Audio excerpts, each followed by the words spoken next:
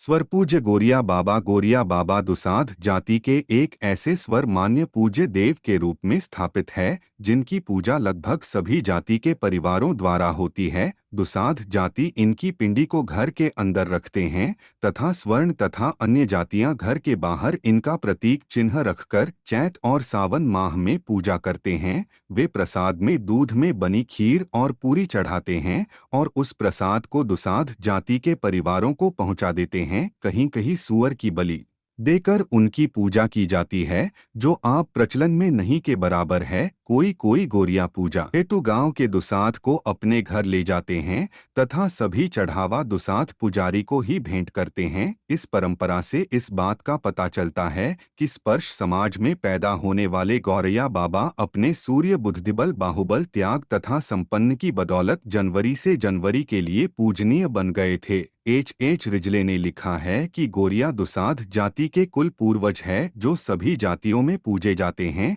निश्चय ही उनकी ऐसी कृति थी जिसे ने स्वर्ण समाज को उपकृत किया था, जिसको ब्राह्मण भी अनदेखी नहीं कर पाया। इस जाति के यहाँ भी गौरैया बाबा की पहरेदार देवता के रूप में पूजा की जाती है। इनकी प्रसिद्धि का अंदाज इस बात से लगाया जा सकता है कि उनके नाम पर कई स्थानों और नदियों का नाम मिलता है। पटना जिला के दुजार मोहल्ला में बाबा गौरैया का मंदिर आज भी मौजूद है। सिवान जिले में गौरैया कोठी प्रखंड है जहां दुसाधों की काफी संख्या है। पूर्व में वहां गौरैया कोठी नाम का एक गांव भी था। जिला सासाराम के करहगर आंचल में गौरैया नाम की एक नदी है। कुछ लेखकों का कहना है कि मुस्लिम शासनकाल में मुसलमान से हिंदुओं की हिफाजत के लिए बाबा ने सूअर का इस्तेमाल किया था। वह सूअर को आगे रखकर मुस्लिम आक्रमणकारियों से मुकाबला करते थे। मुसलमान सूअर से तौबा करते हैं, इसलिए वह पीछे हट जाया करते थे। सूअर एक घृणित प्राणी समझा जाता है। इस घृणित पशु का इस्तेमाल एक ब्राह्मण अथवा कोई अछूत शूद्र तो कर नहीं सकता, भले ही देश गुलाम हो जाए। परंतु गौरैया बाबा ने असीम देशभक्ति का परिचय देते हुए सूअर जैसे गंदे पशु का भी इस्तेमाल किया। इस पर भी जातिवादी ब्राह्मणवादी हिंदू समाज ने गौरैया बाबा के वंशजों को अछूत के रूप में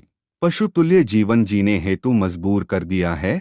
परंतु यह धारणा किसी भी दृष्टिकोण से तर्क विश्लेषण और ऐतिहासिक तथ्यों पर आधारित प्रतीत नहीं होती है। मुसलमान काल की इतिहास में सूअर को आगे कर लड़ने वाले किसी नायक का किसी इतिहासकार ने अब तक वर्णन नहीं किया है। आथ गौरैया बाबा से संबंधित यह कथा कोरी कल्पना ही प्रतीत होता है तथा तपा इस झूठी कथा के द्वारा दुसाध जाति को नीचा दिखाने के ब्राह्मणी चेष्टा की गई है। कुछ लेखकों द्वारा गौरैया बाबा को राजस्थान मेवाड़ का क्षत्रिय बताया जाता है, जिनका असली नाम गोरा था। गोरा अपनी भतीजी पहिनी को अलाउद्दीन खिलजी की बुरी निगाह से बचने के लिए उसके विरुद्ध युद्ध का नेतृत्व किया था, जिसमें वह वीरगति को प्राप्त हो गए थे। परंतु राजस्थान के क्षत्रिय विदेशी आर्य क्षत्रिय थे, यह बात सिद्ध हो चुकी है, इसलिए उपरोक्त तथ्य में कोई सच्चाई नहीं दिखती। गोरा से संबंधित कहानी 16वीं शताब्दी ईस्वी सन 1540 में मलिक मोहम्मद जायसी नामक एक कवि द्वारा रचित पद्मावत महाकाव्य की रचना के आधार पर विकृत रूप से प्रचलित हुई है।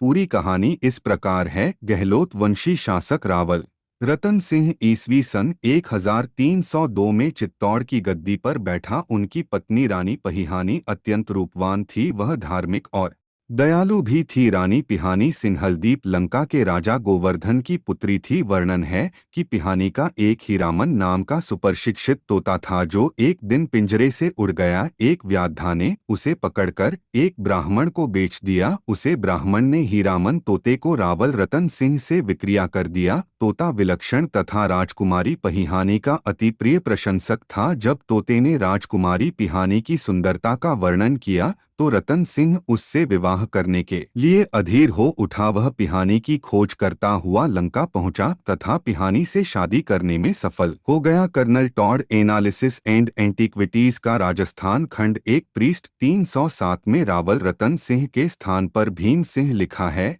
परंतु असली राजा का नाम रतन सिंह है। रतन सिंह का उल्लेख प्रसिद्ध इतिहासकार सतीश चंद्र के औलवे राजस्थान के अन्य प्रसिद्ध इतिहासकारों ने भी किया है। राहुल रतन सिंह के राज्य से एक राघव चेतन नमक गजदार ब्राह्मण तांत्रिक ने दिल्ली के सुल्तान अलाउद्दीन से संपर्क स्थापित किया तथा रतन सिंह की पत्नी रानी प्रभावती के रूप लावण्य का वर्णन कर उसे रानी को पाने के लिए उकसाया। सुल्तान ने पहले रावल रतन सिंह के पास पहिहानी को अपने हरम में भिजवाने का संदेश भिजवाया। जब रतन सिंह ने इसे ठुकरा दिया तो अलाउद्दीन ने चित्तौड़ पर धावा बोल दिया। उसने 8 वर्ष तक चित्तौड़ को घेर कर रखा। अपने अभियान में सफल होते देख सुल्तान ने अपनी मांग में कमी करते हुए दूसरी बार संदेश भिजवाया कि वह रानी पिहानी का दर्पण में सिर्फ चेहरे का प्रतिबिंब भर दिखा दे। रतन सिंह इस प्रस्ताव को मान लिया और सुल्तान के संदेश के अनुसार प्रबंध किया। पहिहानी का प्रतिबिंब देखने के बाद सुल्तान दुर्ग से अपने शिविर लौटने लगा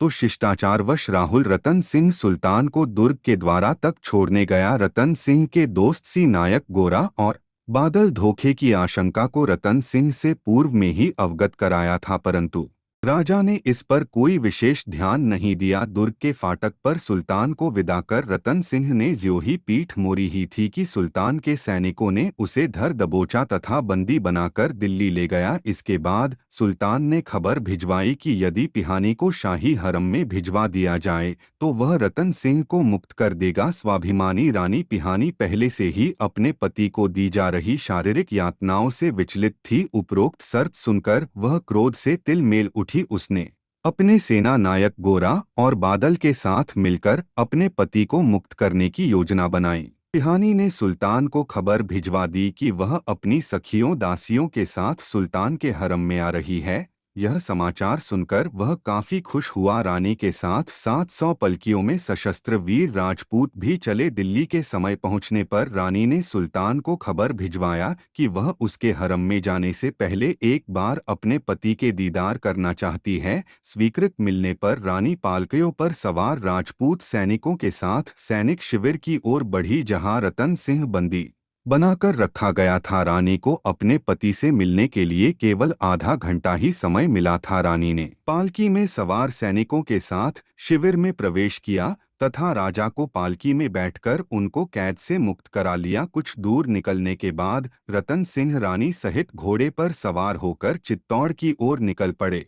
सुल्तान को रानी पिहानी द्वारा चतुराई पूर्ण अपने पति को मुक्त करने संबंधी योजना का सब कुछ पता चल गया। उसने युद्ध के लिए सैनिकों को छोड़ दिया। दोनों ओर से घनघोर युद्ध छिड़ गया। इधर वीर और वफादार सेना नायक गोरा सैनिकों के साथ सुल्तान की सेना को रोके रहा ताकि राजा रतन सिंह और रानी पिहानी सुरक्षित रूप से चित्तौड़ पहुंच सके। इस प्रकार सी नायक गोरा राजा की रक्षा हेतु युद्ध में लड़ते लड़ते वीरगति को प्राप्त हुआ। रतन सिंह और रानी पिहानी सुरक्षित चित्तौड़ पहुंच गए। कुछ समय के बाद रतन सिंह ने कुंभलमेर पर आक्रमण कर दिया और युद्ध में मर गया। रतन सिंह की दोनों रानियां प्रहानवती और नागमती सती हो गई। इधर अलाउद्दीन कुणाची तौर पर आक्रमण कर दिया। सी नायक बदल चित्तौड़ की रक्षा में वीरता पूर्वक लड़ते हुए मर गया। करनाल टाटा ने अपनी पुस्तक में गोरा को रानी पिहानी का चाचा और बादल को गोरा का भतीजा बताया है तथा इनका निवास स्थान लंका में होना लिखा है। रानी को दिल्ली जाने के बाद मोहम्मद कासिम फरिश्ता ने अपनी पुस्तक तारीखे फरिश्ता में लिखी है। जायसी रचित पहनावती के अनुसार रतन सिंह को सुल्तान ने अपने शिविर में ही रखा था, जहां से पिहानी अपनी चातुर्य कुशलता से राजा को छोड़ा लाई। जो भी हो, पहनावती में वर्णित जायसी की इस कथा को अधिकांश इतिहासकार कल्पना की उड़ान ही मानते हैं। जो जानकारी इसमें अधूरा बच गए हम अगला वीडियो में आप लोग को बताएंगे। अगर हमारे चैनल पर नए हैं तो चैनल को सब्सक्राइब कीजिए, अपने दोस्तों में शेयर कर दीजिए। धन्यवाद।